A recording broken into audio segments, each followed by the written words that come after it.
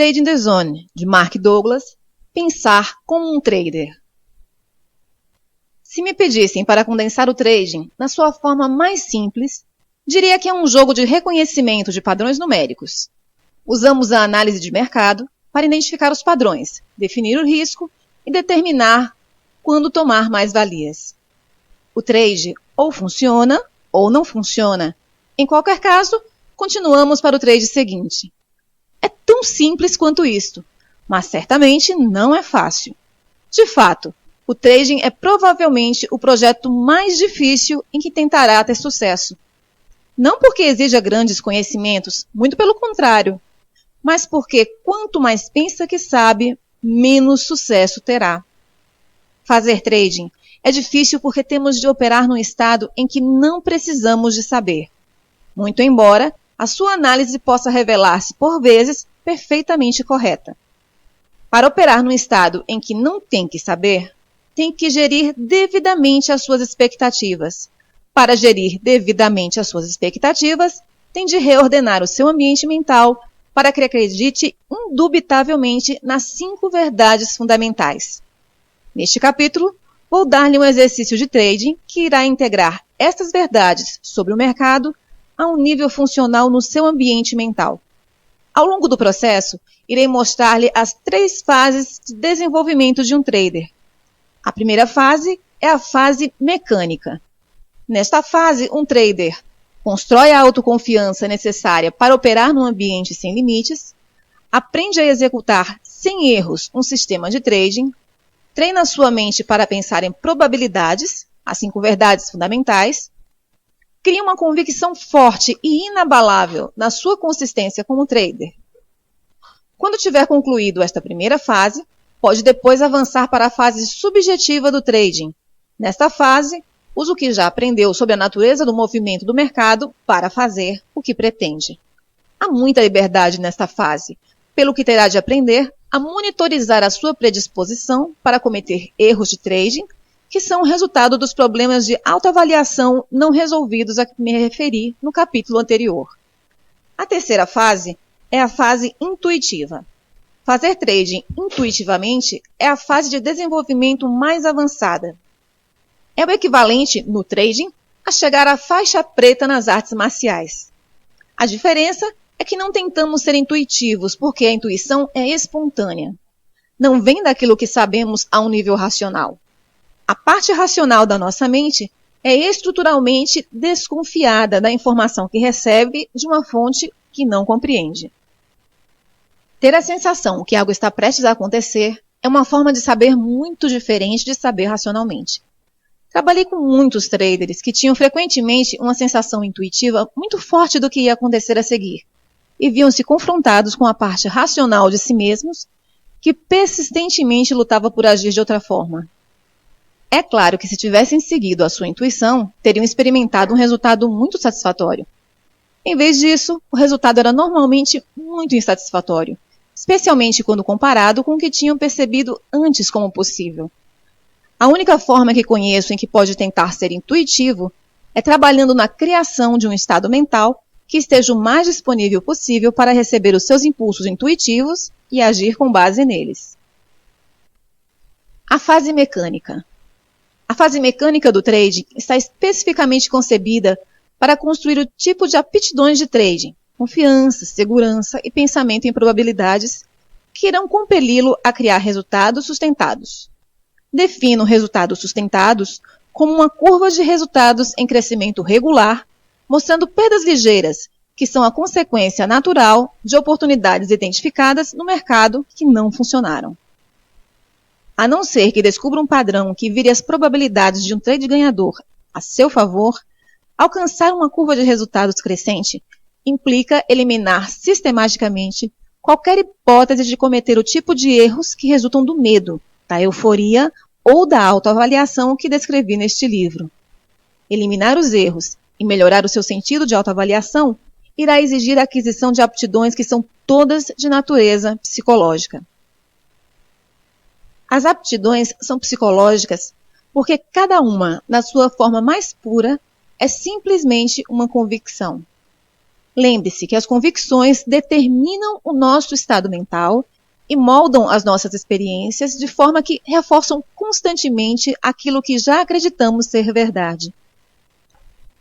O grau de veracidade de uma convicção, relativamente às condições ambientais, pode ser determinado pela medida em que nos serve, ou seja, pela medida em que nos ajuda a satisfazer os nossos objetivos.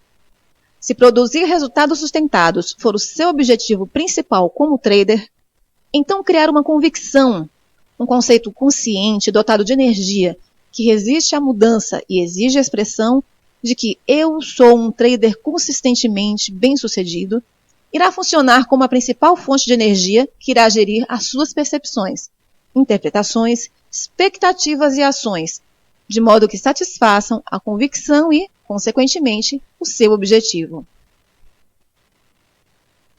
Criar uma convicção dominante de que eu sou um trader consistentemente bem-sucedido requer adesão a diversos princípios de sucesso consistente.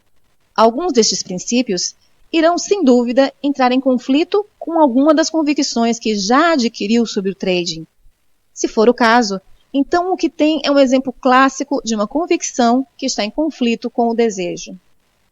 Neste caso, a dinâmica energética não é diferente da que existia no exemplo da criança, que queria ser como as outras crianças que não tinham medo de brincar com cães.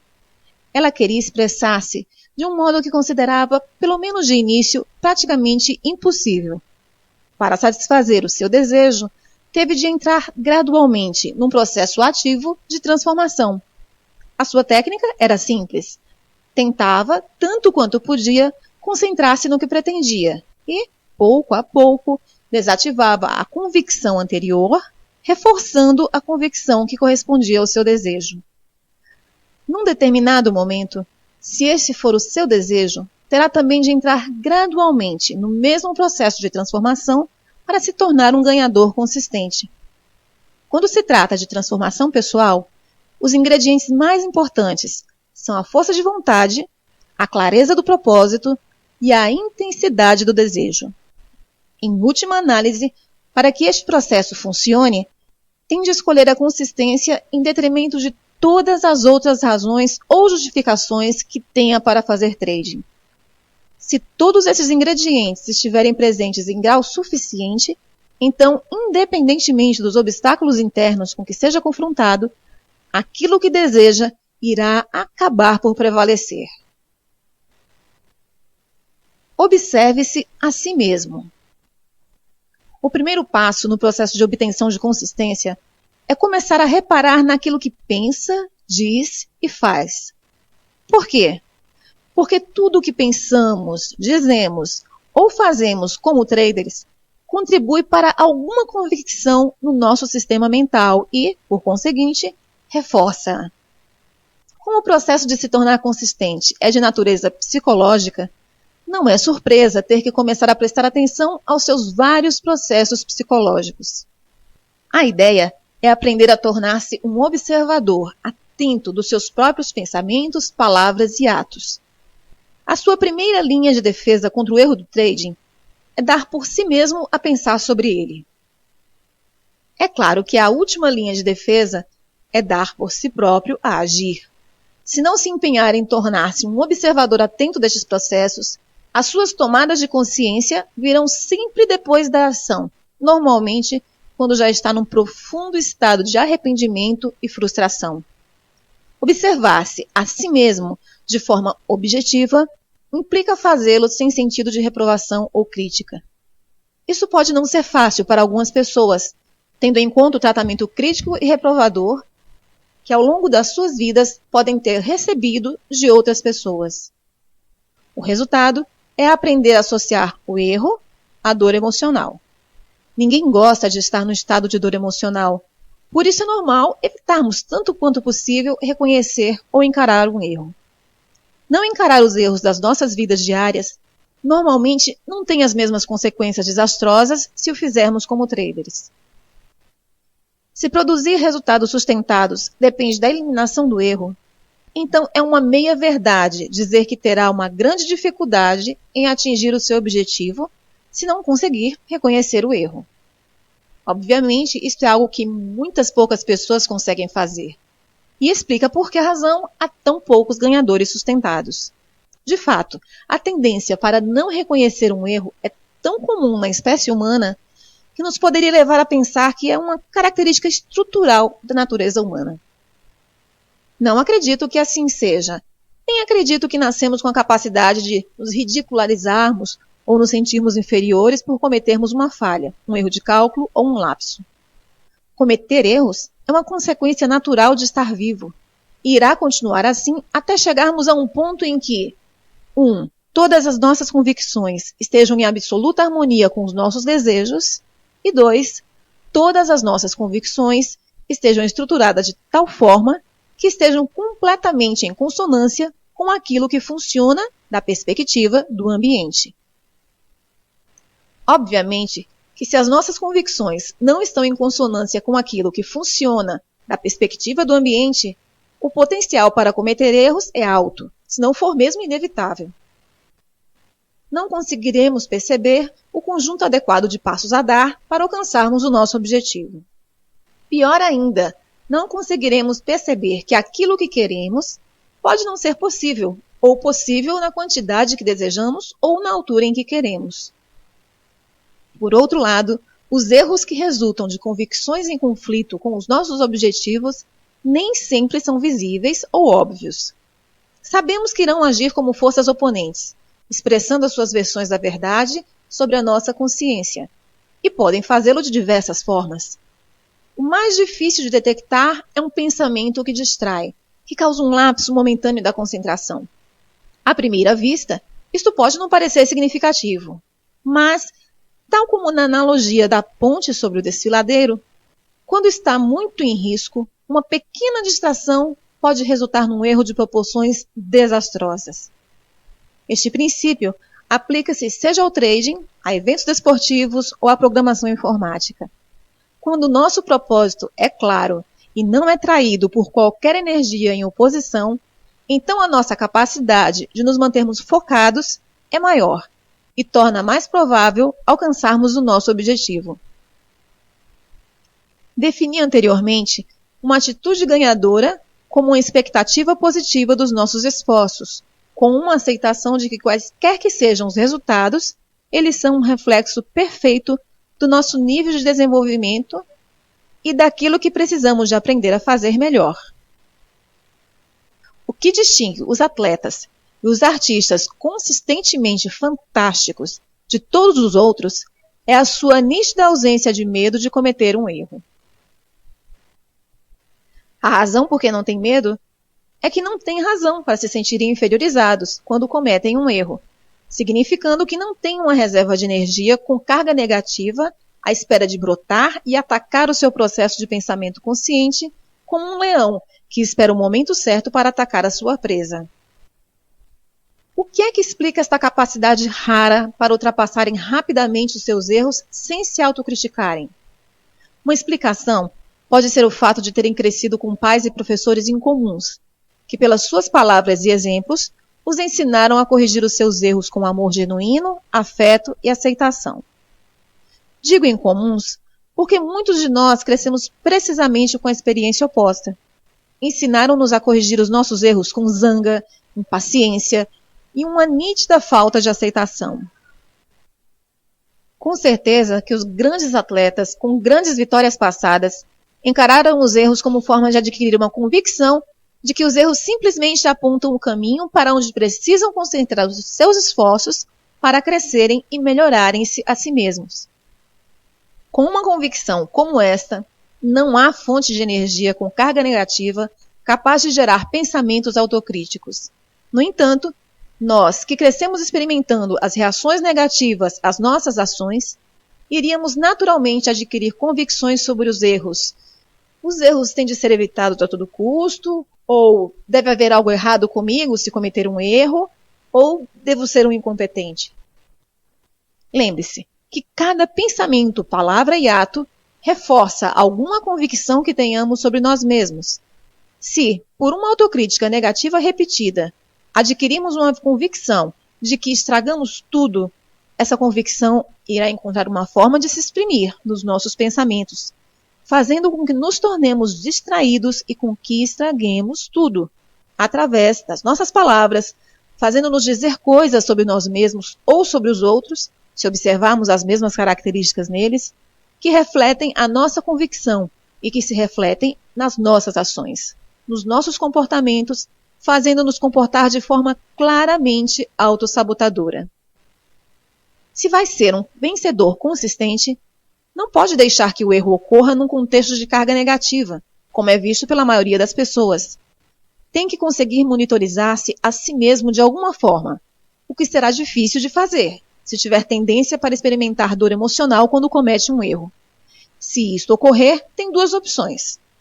Primeira, pode esforçar-se por adquirir um novo conjunto de convicções com carga positiva sobre o que significa cometer um erro, ao mesmo tempo que desativa quaisquer convicções com carga negativa que defendam algo diferente ou façam que se sintam inferiorizados por cometer um erro. E segundo, se não quiser considerar esta primeira opção, pode contrabalancear o potencial para cometer erros pela forma como estabelece o seu regime de trading. Isso significa que se vai fazer trading sem se monitorizar a si mesmo, mas ao mesmo tempo deseja resultados sustentados, então exercer trading recorrendo apenas à fase mecânica irá resolver o dilema. De qualquer forma, aprender a monitorizar-se a si mesmo é um processo relativamente simples quando se tiver libertado da energia com a carga negativa associada a erros. De fato, é fácil. Tudo o que tem de fazer é decidir por que se quer monitorizar, o que significa que primeiro precisa de ter um propósito claro em mente. Quando o seu propósito estiver claro para si, simplesmente comece a orientar a sua atenção para aquilo que pensa, diz ou faz. Se e quando reparar que não está concentrado no seu objetivo ou nos passos que o levam a alcançar o seu objetivo, escolha reorientar os seus pensamentos, palavras ou ações de modo que esteja em consonância com aquilo que está a tentar conseguir. Continue a reorientá-los sempre que necessário. Com quanto mais determinação se envolver nesse processo, especialmente se conseguir fazê-lo com algum grau de convicção, mais rapidamente irá criar uma estrutura mental livre para funcionar em consonância com os seus objetivos, sem qualquer resistência de convicções conflituosas. O papel da autodisciplina. Chamo ao processo que acabei de descrever autodisciplina. Defino autodisciplina como uma técnica mental para reorientar, o melhor que pudermos, o nosso foco para aquilo que desejamos, quando esse objetivo ou desejo está em conflito com algum outro fator, convicção, do nosso ambiente mental. A primeira coisa que deve reparar nessa definição é que a autodisciplina é uma técnica para criar uma nova estrutura mental. Não é um traço de personalidade. As pessoas não nascem com autodisciplina. De fato, quando pensamos no modo como a defino, nem sequer é possível nascer-se com autodisciplina. No entanto, como uma técnica a ser usada no processo de transformação pessoal, qualquer um pode optar por a treinar. Eis um exemplo que ilustra a dinâmica subjacente ao modo como essa técnica funciona. Em 1978, decidi que queria ser atleta. Não me lembro exatamente de qual era a minha motivação subjacente, exceto ter passado os 8 anos anteriores num estilo de vida muito inativo. Não praticava nenhum desporto ou hobby, a menos que ver televisão pudesse ser considerado um hobby. Anteriormente, tanto no liceu como pelo menos durante parte do período que frequentei a universidade, era muito ativo no desporto, especialmente no hóquei. No entanto, depois de sair da universidade, a minha vida desenrolou-se de uma forma muito diferente da que esperava. Não era concretamente o que desejava, e sentia-me impotente para reagir. Isto conduziu-me a um período de inatividade, que é uma forma simpática de dizer que estava fortemente deprimido. De novo, não tenho a certeza do que me incitou a querer subitamente a tornar-me atleta. Se calhar vi algum programa de TV que despertou meu interesse. Lembro-me, no entanto, que a motivação era muito forte. Assim saí, comprei um par de tênis, calcei-os e fui correr. A primeira coisa que descobri foi que não era capaz. Não tinha resistência para correr mais de 60 metros. Foi surpreendente. Descobri que estava de tal modo fora de forma que nem sequer conseguia correr mais de 60 metros. Perceber isso foi tão desanimador que não tentei correr novamente durante 2 ou 3 semanas. Na vez seguinte, ainda não conseguia correr mais de 60 metros. Tentei novamente no dia seguinte, logicamente com o mesmo resultado. Fiquei tão desanimado com a minha condição física que não corri de novo durante mais 4 meses. Estamos na primavera de 1979. Estou mais uma vez determinado a fazer desporto, mas, ao mesmo tempo, muito frustrado com a minha falta de progressos. Enquanto contemplava o meu dilema, ocorreu-me que um dos meus problemas era que não tinha um objetivo em função do qual trabalhar. Era ótimo dizer que queria ser corredor, mas o que significava isso? Na realidade, não sei. Era demasiado vago e abstrato. Tinha de ter algo mais tangível em função de que trabalhar. Assim, decidi que queria conseguir correr 8 quilômetros até o final do verão. 8 quilômetros pareciam na altura inconquistáveis, mas pensar que seria capaz de o fazer gerou em mim uma grande dose de entusiasmo. Este maior nível de entusiasmo deu-me um incentivo suficiente para correr 4 vezes naquela semana. No final dessa primeira semana, fiquei surpreendido ao descobrir que bastou um pouco de exercício para melhorar a minha resistência e capacidade para correr mais. Isso aumentou meu entusiasmo, pelo que saí e fui comprar um cronômetro e um caderno para usar como diário de corrida. Defini um percurso de 3 quilômetros e assinalei cada 250 metros. No diário, registrava a data, a distância, tempo e como me sentia fisicamente cada vez que corria. Ora, eu pensava que estava no caminho certo para os 8 quilômetros, quando literalmente esbarrei na minha próxima série de problemas. Os maiores eram os pensamentos conflituosos, que me distraíam e me invadiam a consciência sempre que decidia sair e correr. Fiquei estupefato com o número e intensidade das razões que encontrava para não o fazer. Está calor, ou frio, parece que vai chover, ainda estou cansado desde a última vez que corri, mesmo tendo sido há 3 dias.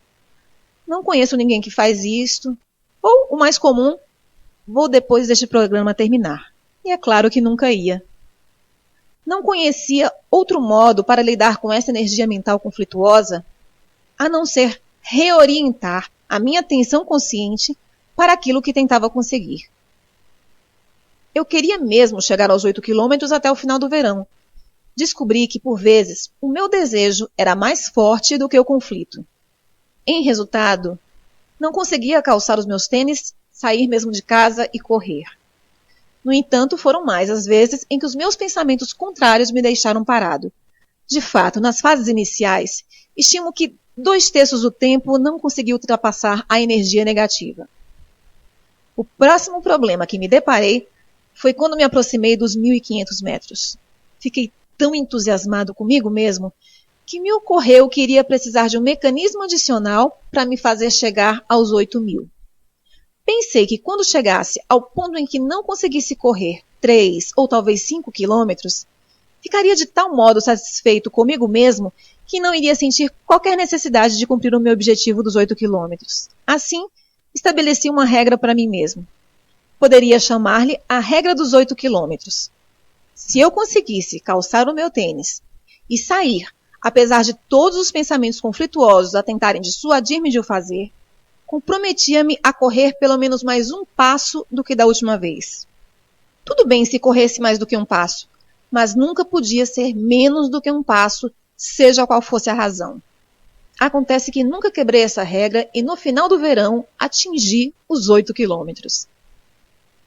Mas depois aconteceu algo realmente interessante e completamente inesperado. Quando me aproximei de atingir o meu objetivo dos 8 quilômetros, pouco a pouco os pensamentos conflituosos começaram a dissipar-se e acabaram por desaparecer.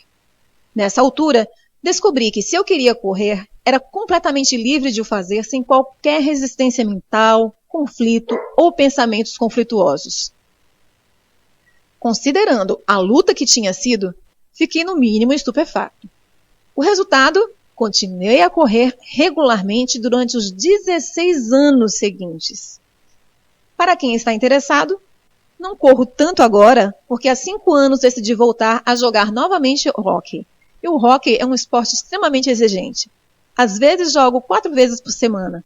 Tendo em conta a minha idade, mais de 50, e o nível de esforço que o esporte exige, normalmente eu preciso de 1 dia ou 2 para recuperar, o que não me deixa muito tempo para correr. Ora, se pegar nessas experiências e as puser no contexto daquilo que compreendemos agora quanto à natureza das convicções, há algumas observações que temos de fazer. 1. Inicialmente, o meu desejo de correr não tinha qualquer base de suporte no meu sistema mental. Ou seja, não havia qualquer outra fonte de energia, qualquer conceito dotado de energia a precisar de se manifestar, em consonância com o meu desejo. 2. Tive de fazer algo para criar esse suporte. Para criar a convicção de que eu sou um corredor, tive que criar uma série de experiências em consonância com a nova convicção. Lembre-se de que tudo o que pensamos, dizemos ou fazemos contribui com energia para alguma convicção do nosso sistema mental. De cada vez que experimentava um pensamento conflituoso e conseguia concentrar-me novamente no meu objetivo, com convicção suficiente para calçar os meus tênis e sair, acrescentava energia à convicção de que eu sou um corredor. E, igualmente importante, retirei inadvertidamente energia de todas as convicções que defendessem outra coisa. Digo inadvertidamente porque há várias técnicas especificamente concebidas para identificar e desativar convicções conflituosas. Mas nessa altura da minha vida, eu não compreendia a dinâmica subjacente ao processo de transformação por que estava a passar. Assim, não me poderia ter socorrido dessas técnicas. 3. Agora posso expressar-me sem esforço, de uma perspectiva mental, como um corredor, porque eu sou um corredor. Esse conceito dotado de energia é agora uma parte em funcionamento da minha identidade. Quando comecei pela primeira vez, acontece que tinha algumas convicções conflituosas sobre correr. Em resultado, precisava que a técnica da autodisciplina se tornasse uma convicção. Agora não preciso de autodisciplina, porque ser um corredor é o que eu sou.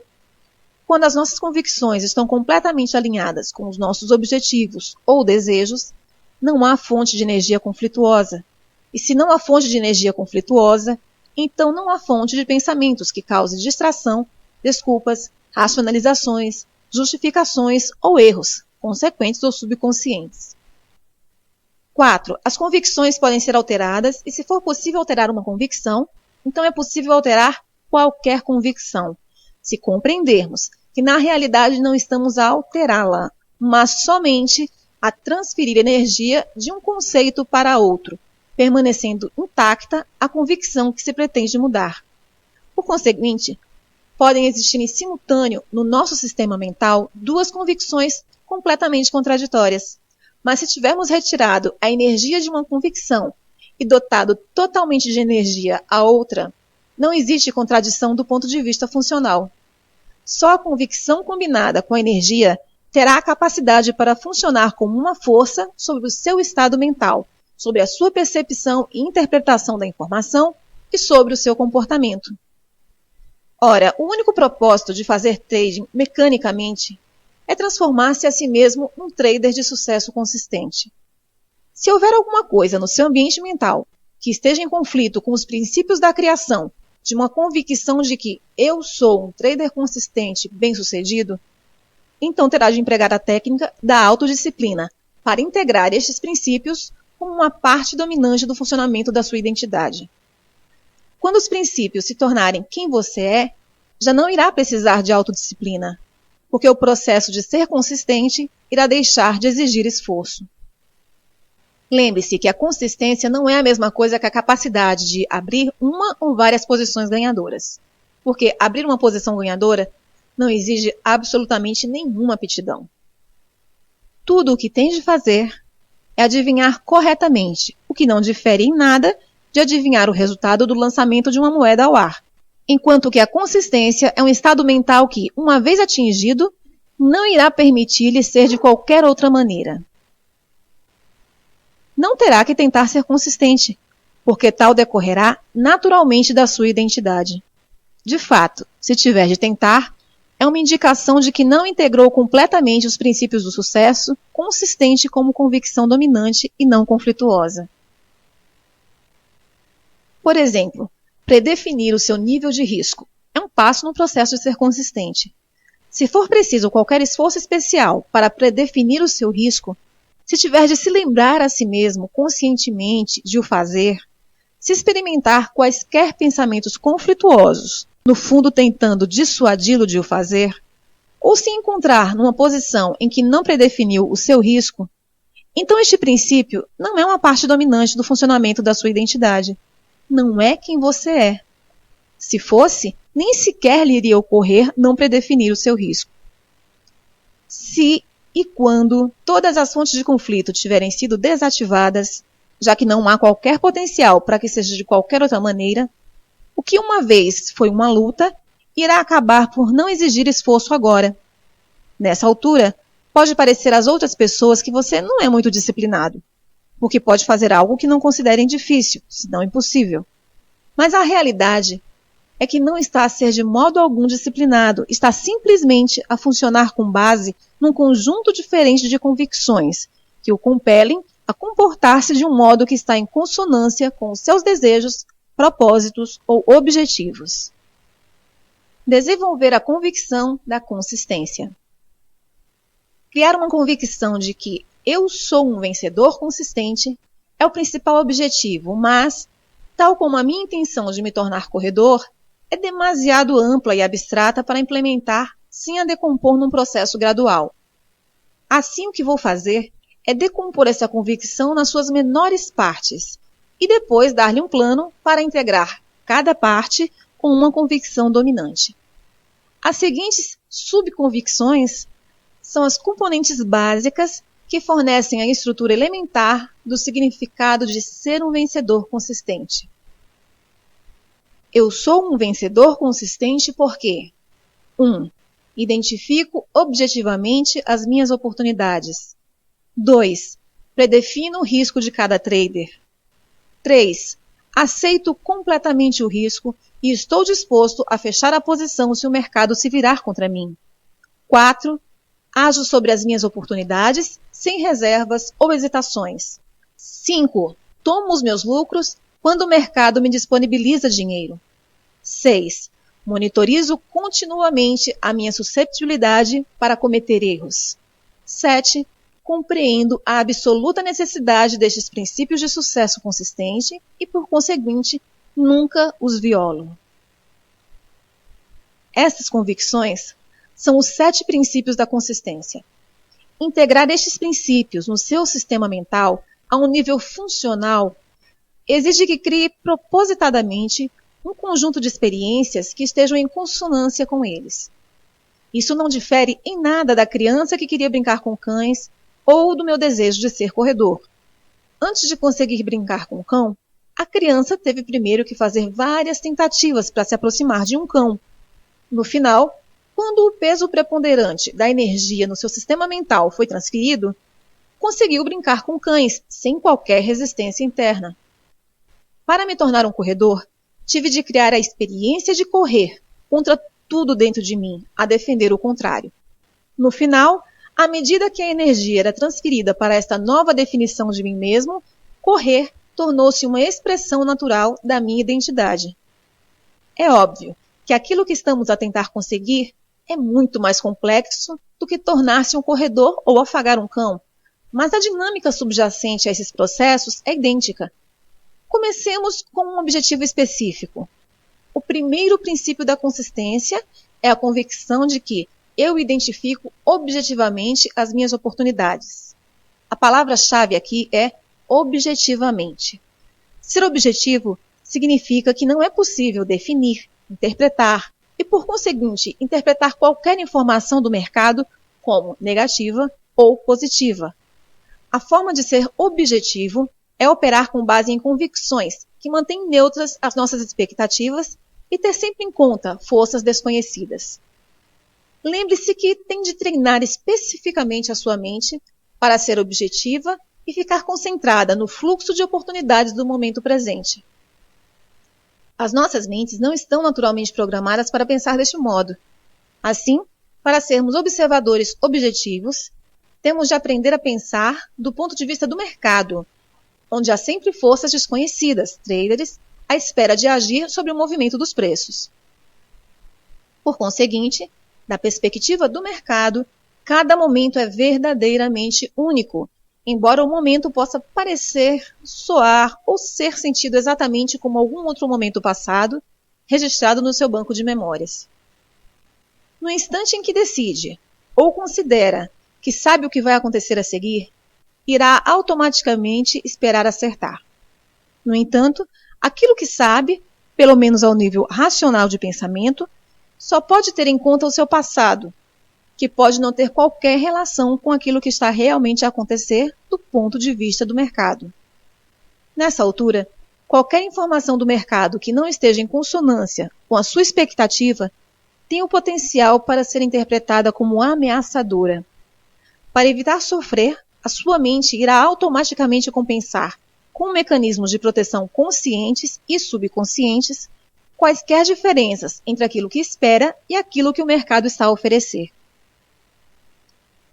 Aquilo que irá experimentar é normalmente chamado uma ilusão.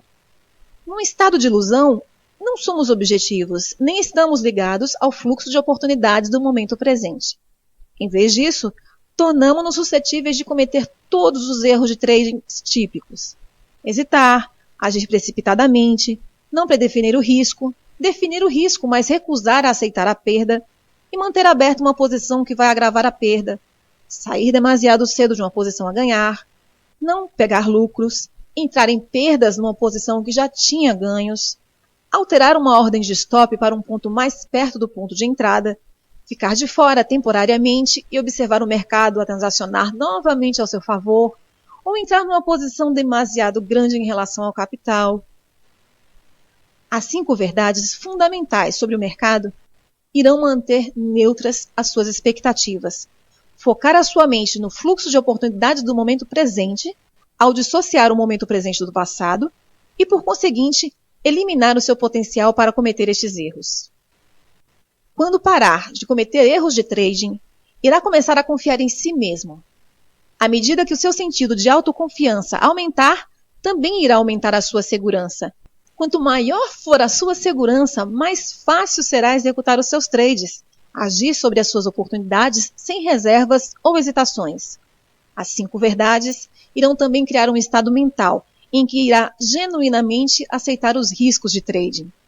Quando aceitar genuinamente os riscos, estará tranquilo com qualquer resultado.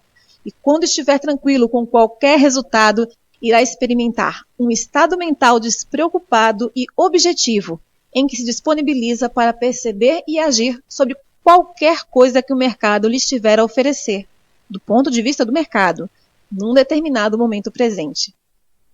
O primeiro objetivo é integrar a convicção dominante que eu defino objetivamente as minhas oportunidades.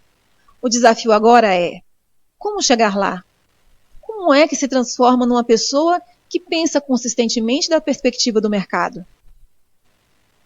O processo de transformação começa com o seu desejo e a sua disposição para se focar de novo no objeto do seu desejo, a autodisciplina. O desejo é uma força. Não tem de coincidir ou estar de acordo com algo em que acredite ser a verdade sobre a natureza do trading. Um desejo claro que vise diretamente um objetivo específico é uma ferramenta muito poderosa. Pode usar a força do seu desejo para criar uma versão ou dimensão inteiramente nova para a sua identidade, transferir energia entre 2 ou mais ideias em conflito, ou mudar o contexto ou a polarização das suas memórias de negativa para positiva.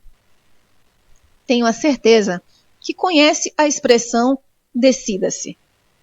A implicação de nos decidirmos é escolhermos exatamente aquilo que queremos com tanta clareza, sem dúvidas e com tanta convicção que literalmente nada se atravessa no nosso caminho, seja interna ou externamente.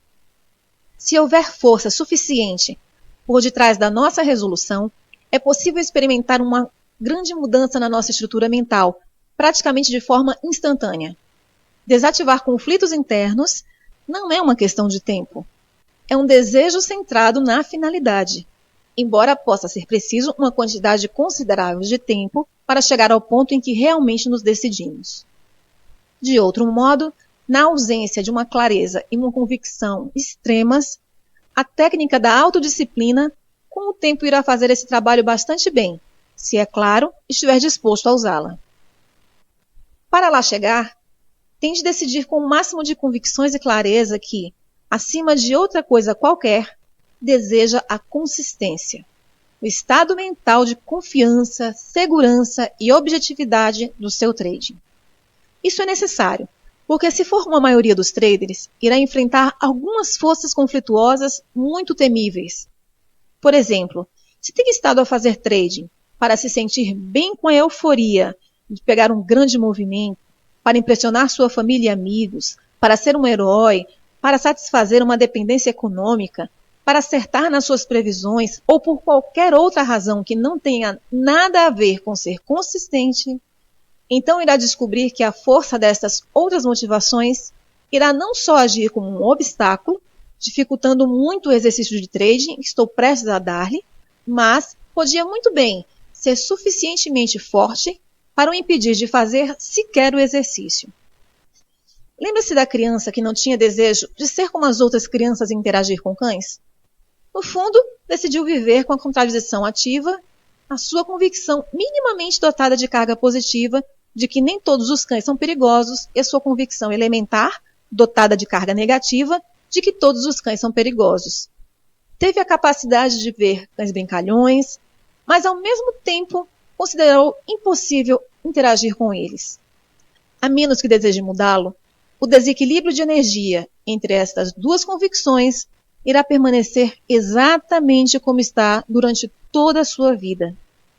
Só para começar o processo, tem de querer tanto a consistência que tem de estar disposto a desistir de todas as outras razões, motivações ou planos para fazer trading que não estejam em consonância com o processo de integração das convicções para criar consciência. Um desejo claro e intenso é um pré-requisito incondicional se quer fazer com que este processo funcione com você.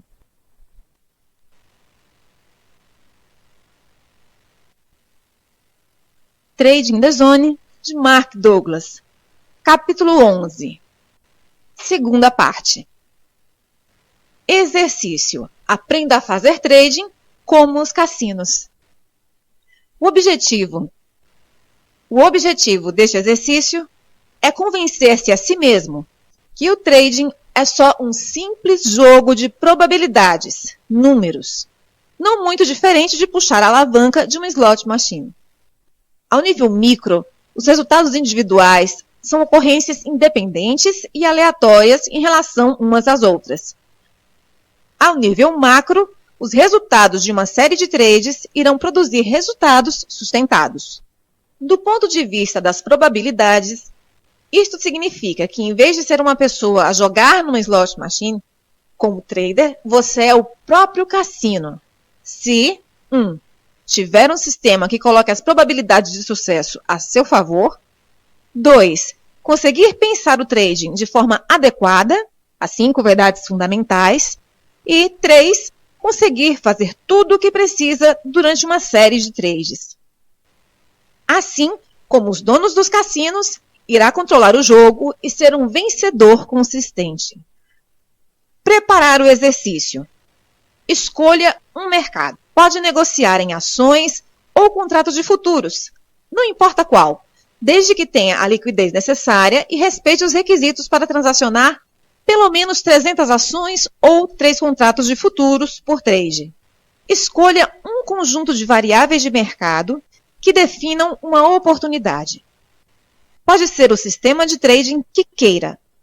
Pode ser matemático ou gráfico, com base na leitura e análise de gráficos de padrões de preços.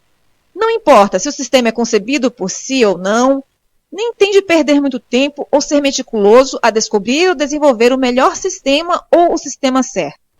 Este exercício não é sobre o desenvolvimento de sistemas e não é um teste às suas capacidades analíticas.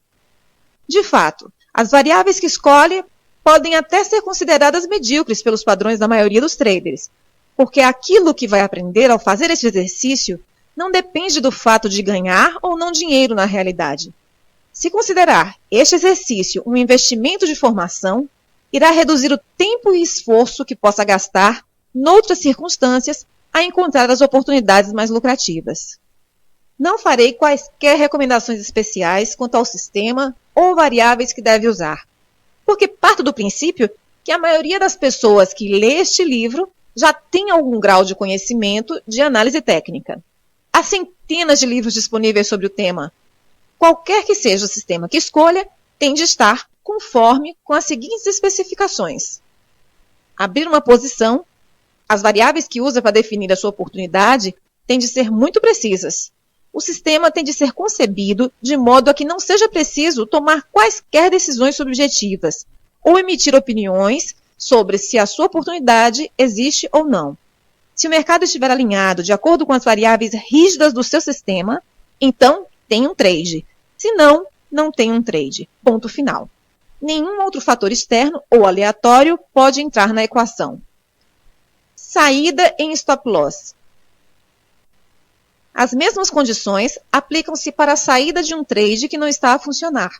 A sua metodologia tem de lhe dizer exatamente quanto precisa de arriscar para descobrir se o trade irá funcionar.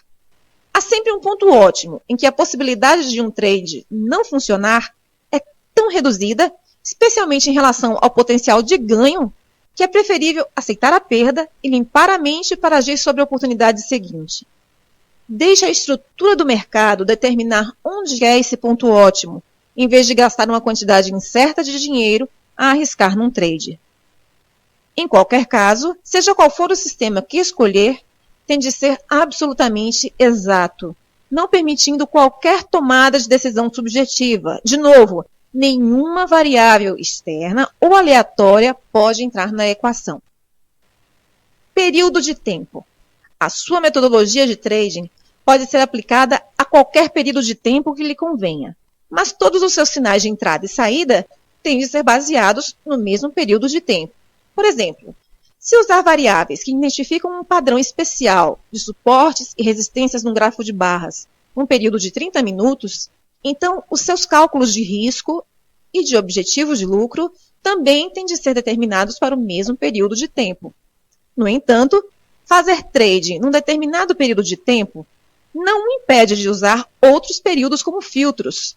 Por exemplo, pode ter como filtro uma regra que estabelece que só abre novas posições na tendência principal. Há um antigo axioma de trading que diz que a tendência é sua amiga. Significa que existe uma probabilidade mais elevada de sucesso quando tem uma posição aberta no sentido da tendência principal, se existir.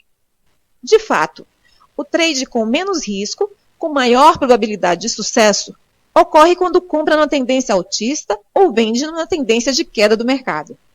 Para ilustrar como esta regra funciona, digamos que escolheu identificar padrões de suporte e resistência no período de 30 minutos. A regra é que só vai negociar no sentido da tendência principal. Uma tendência ascendente define-se como uma série de máximas e mínimas sucessivamente mais altas. Pelo contrário, uma sucessão de máximas e mínimas mais baixas define uma tendência descendente. Quanto mais longo for o período de análise, mais significativa será a tendência. Pelo que a tendência identificada num gráfico de barras diário é mais significativa do que uma tendência identificada num gráfico de barras de 30 minutos para um dado mercado. Por conseguinte, a tendência identificada no gráfico de barras diário tem primazia sobre a tendência identificada no gráfico de barras de 30 minutos e será considerada a tendência principal. Para determinar a direção da tendência principal, verifique o que acontece num gráfico de barras diário. Se a tendência for altista, procure uma queda até encontrar um suporte no gráfico de barras de 30 minutos. Aí, quando inverter, é onde vai comprar. Pelo contrário, se a tendência é de baixa no gráfico diário, procure o valor na resistência do gráfico de 30 minutos e então, quando o preço inverter, venda o mais rápido que puder. O seu objetivo é determinar, numa tendência descendente, em que medida pode vender no movimento intraday sem que mude a tendência.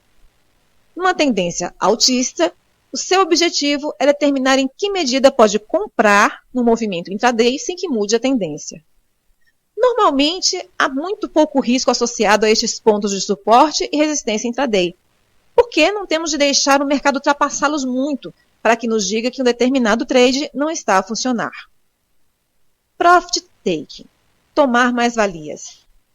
Acredite ou não, de todas as aptidões necessárias para se aprender a ser um trader consistentemente bem-sucedido, aprender a assegurar ganhos é provavelmente a mais difícil de dominar.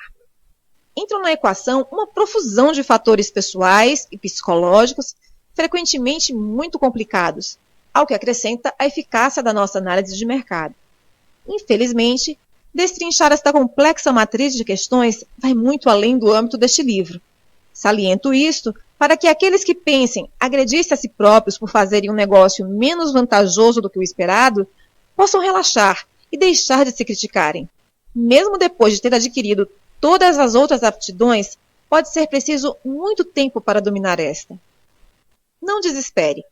Há uma forma de criar um regime para assegurar ganhos que pelo menos satisfaz o objetivo do quinto princípio da persistência.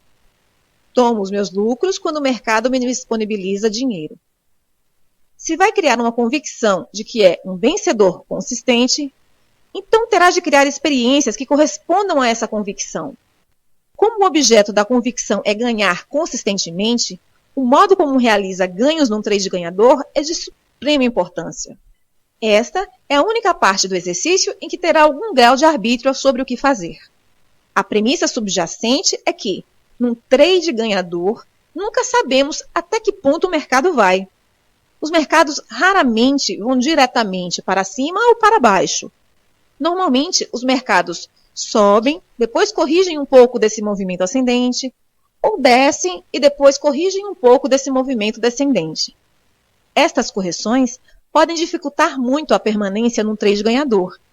Teria de ser um analista extremamente sofisticado e objetivo para fazer a distinção entre uma correção normal, quando o mercado ainda tem potencial para continuar a subir, e uma correção que não é normal, quando o potencial de subida é altamente reduzido, se não for inexistente. Se nunca se sabe até que ponto o mercado vai, então quando e como tomar os lucros?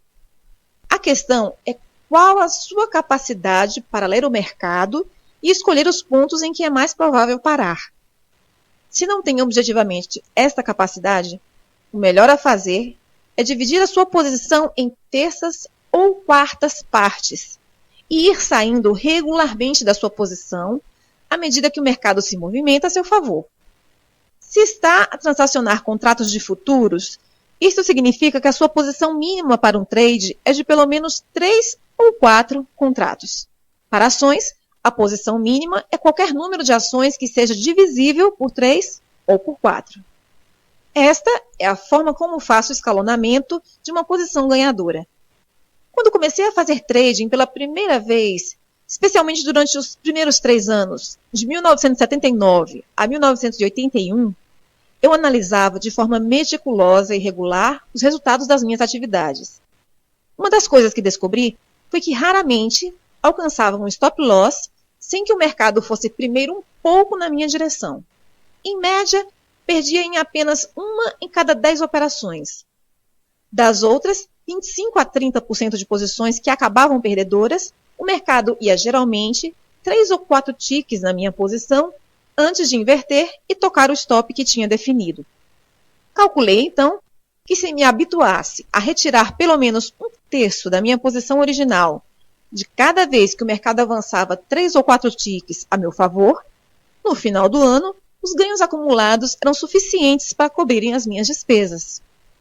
Até hoje, sem reservas ou hesitações, sempre que o mercado me dá algo a ganhar, retiro sempre uma parte de uma posição com ganhos. Quanto? Depende do mercado. Será sempre um montante diferente em cada situação. Por exemplo, em futuros de obrigações do Tesouro, fecho 1/3 da minha posição quando ganho 4 ticks. Num trade de obrigações, que normalmente é menos arriscado, espero 6 ticks para descobrir se a posição vai funcionar. Usando um trade de 3 contratos como exemplo, eis como funciona. Se abrir uma posição e imediatamente o mercado inverter contra mim, sem me dar pelo menos 4 tiques primeiro, fecho a posição com 18 tiques de perda, embora, como expliquei, não seja frequente isso acontecer. É mais provável que o preço se mova a meu favor antes de inverter contra mim. Se for a meu favor, pelo menos em 4 tiques, aproveito esses 4 tiques e liquido o contrato. O que fiz foi reduzir o meu risco total nos outros 2 contratos em 10 tiques. Se o mercado então me fizer perder nos outros 2 contratos, a perda líquida no trade é de somente 8 tiques. Se o mercado se mover na minha direção, liquido a próxima terça parte da posição no ponto de lucro predeterminado. Para determinar este objetivo de ganho, baseio-me em algum suporte ou resistência de um período de tempo mais longo ou numa máxima ou mínima anterior importante.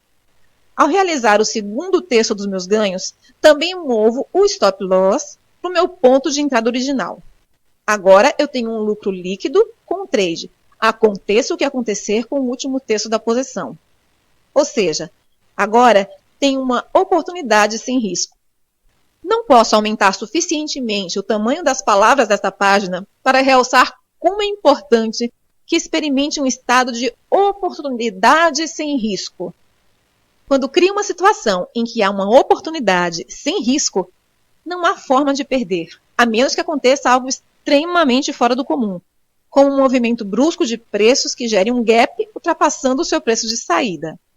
Se, em circunstâncias normais, não há forma de perder, passa pela experiência de saber como é estar num trade com um estado mental completamente despreocupado e tranquilo. Para ilustrar este ponto, imagine que está num trade ganhador. O mercado fez um movimento bastante significativo na sua direção, mas não assegurou nenhum lucro porque pensou que iria andar um pouquinho mais longe. No entanto, em vez de ir mais longe, o mercado inverte, aproximando-se do seu ponto de entrada original. Entra em pânico e, em resultado, fecha a posição, porque não quer deixar aquilo que fora um trade ganhador transformar-se num trade perdedor. Mas logo que sai, o mercado supera, movendo-se na direção que lhe daria ganhos. Se tivesse retirado uma parte dos ganhos, fazendo um escalonamento, colocando-se numa situação de oportunidade sem risco, seria muito improvável que tivesse entrado em pânico, ou mesmo sentido qualquer estresse ou ansiedade. Ainda lhe restaria um terço da sua posição. E agora? Procure o ponto mais provável onde acha que o mercado parará e tome nesse ponto os seus lucros. Este é normalmente uma máxima ou uma mínima significativa num período de tempo mais longo. Dou a minha ordem para liquidar imediatamente um tique abaixo daquele ponto numa posição comprada ou um tique acima numa posição vendida. Coloco as minhas ordens imediatamente acima ou abaixo. Descobri ao longo dos anos que esse último tique do trade não é relevante se pretende mesmo executar a ordem. Um outro fator que precisa de ter em conta é o seu risco-retorno. O risco-retorno é o valor, em euros, por exemplo, do risco que tem de assumir em relação ao potencial de ganhos. Idealmente, o seu risco-retorno deve ser pelo menos de 1 para 3, o que significa que está a arriscar 1 euro para cada 3 de ganho potencial. Se o seu sistema e a forma como faz o escalonamento dos seus trades lhe dá um risco-retorno de 1 para 3, ainda que a sua percentagem de trades ganhadores seja inferior a 50%, mesmo assim irá ganhar dinheiro sustentadamente. Um risco-retorno de 1 para 3 é o ideal. No entanto, para efeitos deste exercício, não importa qual é, nem importa se faz o escalonamento de forma eficaz, desde que o faça. Faça o seu melhor que conseguir para se remunerar a si mesmo com níveis de lucros razoáveis quando o mercado o permitir. Cada parte de um trade que fecha a ganhar irá contribuir para a sua convicção de que é um ganhador consistente. Todos os números irão acabar por se alinhar numa bonita performance, ao mesmo tempo que reforça sua convicção de que é capaz de ser um ganhador consistente. Uma questão de dimensão de amostra. O trader comum praticamente vive ou morre emocionalmente com base nos resultados do trade mais recente. Se tiver ganho, avançará com satisfação para o trade seguinte. Se não, começará a questionar a viabilidade do seu sistema. Para descobrir que variáveis funcionam, se funcionam bem e quais não funcionam, precisamos de uma abordagem sistemática, que não tenha em conta variáveis aleatórias. Isso significa que temos de alargar a nossa definição de sucesso ou fracasso, passando da perspectiva limitada do trade a trade, do trader comum, para uma amostra de 20 trades ou mais. Qualquer sistema, com base no qual tome decisões, estará apoiado em algum número limitado de variáveis de mercado ou relações entre elas que medem o potencial de mercado para se movimentar para cima ou para baixo. Da perspectiva do mercado, cada trader que possa abrir ou fechar trade pode agir como uma força de pressão sobre o movimento dos preços e é, por conseguinte, uma variável do mercado. Nenhum sistema técnico consegue ter em conta todos os traders e as suas razões para abrir ou fechar uma posição. Assim, qualquer conjunto de variáveis de mercado que determinam uma oportunidade são como uma fotografia de uma queda d'água, captando apenas uma parte muito limitada e instantânea da realidade. Quando aplicamos um conjunto de variáveis ao mercado, elas podem funcionar muito bem ao longo de um período de tempo alargado. Mas, depois de um certo período, podemos descobrir que a sua eficácia diminui. Isto acontece porque a dinâmica subjacente à interação entre todos os participantes, o mercado, está a mudar. Entram no mercado novos traders que, com suas próprias interpretações do que está em alta ou em baixa, e outros traders saem. Pouco a pouco, essas mudanças afetam a dinâmica subjacente ao modo como o mercado se movimenta. Nenhuma fotografia, um conjunto rígido de variáveis, consegue ter essas mudanças sutis em consideração. Podemos compensar essas mudanças sutis na dinâmica subjacente à movimentação do mercado e manter ainda uma abordagem consistente, negociando em dimensão. O número de trades, a amostra, tem de ser suficientemente grande para dar às suas variáveis um teste justo e adequado, mas ao mesmo tempo suficientemente pequeno para que, se a sua eficácia diminuir, a possa detectar antes de perder muito dinheiro. Descobrir que uma amostra de pelo menos 20 trades preenche esses dois requisitos. Testar. Quando tomar uma decisão relativamente a um conjunto de variáveis que estejam em conformidade com estas especificações, precisa de as testar para ver até que ponto funcionam. Se tiver o software de teste adequado, provavelmente já conhece os procedimentos. Se não tiver software de teste, pode desenvolver o seu próprio sistema de provas. Em qualquer caso, recorde-se que o objetivo do exercício é usar o trading como um veículo para aprender a pensar objetivamente, na perspectiva do mercado, como se fosse um jogador de cassino. Neste preciso momento, o desempenho final do seu sistema não é muito importante, mas é importante que tenha uma clara ideia daquilo que pode esperar em termos de ganho e perda. O número de trades ganhadores em relação ao número de trades perdedores no total de trades envolvidos. Aceitar o risco. Um requisito para este exercício é que saiba de antemão exatamente qual é o seu risco em cada trade numa amostra de 20 trades. Como sabe agora, conhecer o risco e aceitar o risco são duas coisas diferentes. Quero que se sinta o mais à vontade possível com o valor em euros ou dólares do risco que está a correr neste exercício. Como o exercício exige que se use uma amostra de 20 trades, o risco potencial é que perca em todos os 20 trades. Este é, obviamente, o pior cenário. É uma ocorrência tão provável como a de ganhar em todos os 20 trades, o que significa que não é muito provável. No entanto, é uma possibilidade. Por conseguinte, deve preparar o exercício de um modo que possa aceitar o risco em valor, de perder em todos os 20 trades. Se não se sentir à vontade, pode reduzir o valor do risco, simplesmente reduzindo o número de ações por trade até chegar a um ponto em que esteja à vontade com o risco total acumulado para os 20 trades.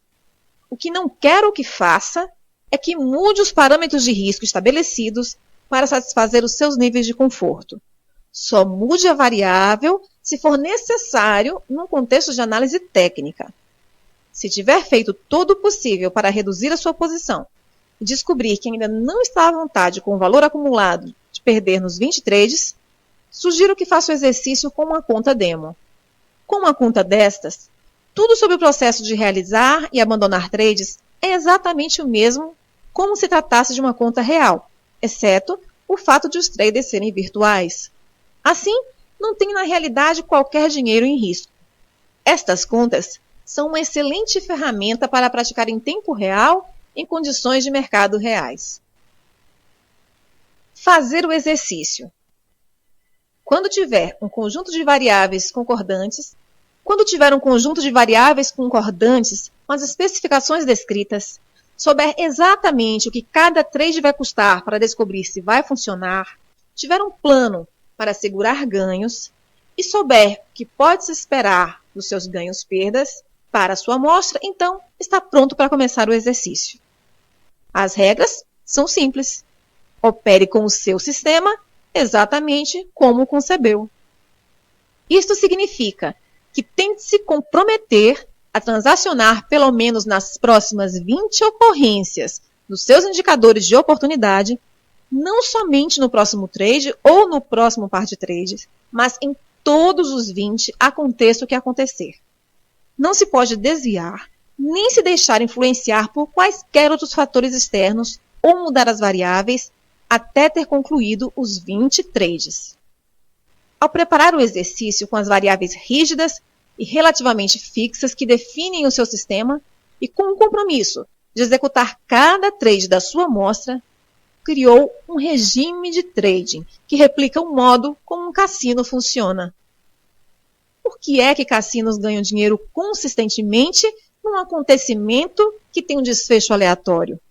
Porque eles sabem que durante uma série de acontecimentos, as probabilidades jogam a seu favor. Eles também sabem que para realizar os lucros das probabilidades favoráveis, têm de participar em todos os acontecimentos. Não se podem envolver num processo de escolha cuidadosa da rodada de blackjack, da volta da roleta ou do lançamento de dados em que vão participar, tentando prever antecipadamente o desfecho de cada um destes acontecimentos.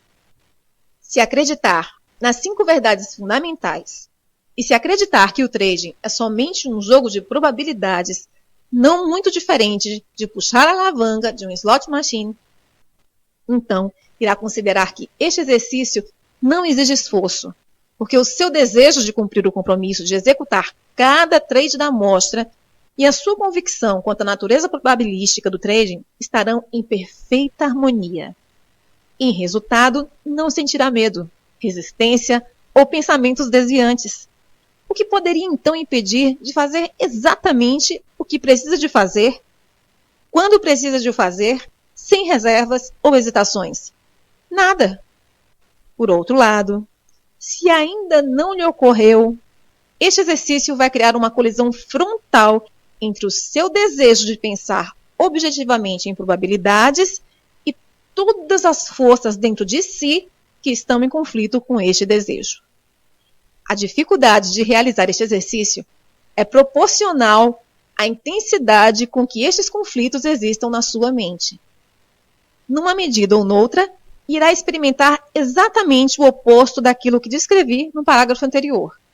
Não fique surpreendido se considerar as primeiras tentativas de realizar este exercício praticamente impossíveis. Como é que deve lidar com estes conflitos? Monitorize-se a si mesmo e use a técnica da autodisciplina para se concentrar de novo no seu objetivo. Escreva as 5 verdades fundamentais e os 7 princípios de consistência e mantenha-os à sua frente sempre que estiver a fazer trading. Repita-os para si mesmo frequentemente, com convicção. Sempre que reparar que está a pensar, dizer ou fazer algo que não está em consonância com estas verdades ou princípios, reconheça o conflito. Não tente negar a existência de forças conflituosas. Elas são parte da sua mente, que estão, compreensivelmente, a defender as suas versões da verdade. Quando isto acontecer, concentre-se de novo no que está a tentar conseguir. Se o seu propósito é pensar objetivamente, interrompa o processo de associação para que possa manter no fluxo de oportunidades do momento presente. Ultrapasse o medo de estar errado, de perder dinheiro, de deixar passar uma oportunidade e de fazer o negócio financeiramente menos vantajoso do que o esperado, para que deixe de cometer erros e comece a confiar em si. Então, irá saber exatamente aquilo que precisa fazer. Siga as regras do seu regime de trading o mais fielmente possível. Fazer exatamente aquilo que as suas regras exigem, enquanto estiver concentrado nas 5 verdades fundamentais, irá acabar por resolver todos os seus conflitos acerca da verdadeira natureza do trading. Sempre que faz algo que confirme uma das 5 verdades fundamentais, estará a retirar energia das convicções conflituosas e a acrescentar energia à convicção nas probabilidades e na sua capacidade de produzir resultados sustentados. No final, as suas novas convicções irão tornar-se tão poderosas que não será preciso qualquer esforço consciente da sua parte para pensar e agir em consonância com seus objetivos. Verá que pensar em probabilidades é uma parte funcional da sua identidade quando conseguir percorrer 20 trades ou mais sem qualquer dificuldade, resistência ou pensamentos conflituosos que o desviem de fazer exatamente aquilo que o seu sistema mecânico requer. Então, só então, estará pronto para avançar para as fases subjetivas e intuitivas mais avançadas do trading. Nota final. Tente não calcular quanto tempo irá precisar para chegar ao final de pelo menos uma amostra de 20 trades, seguindo o seu plano sem desvios ou pensamentos que o distraiam ou o façam hesitar. Irá levar o tempo que for preciso.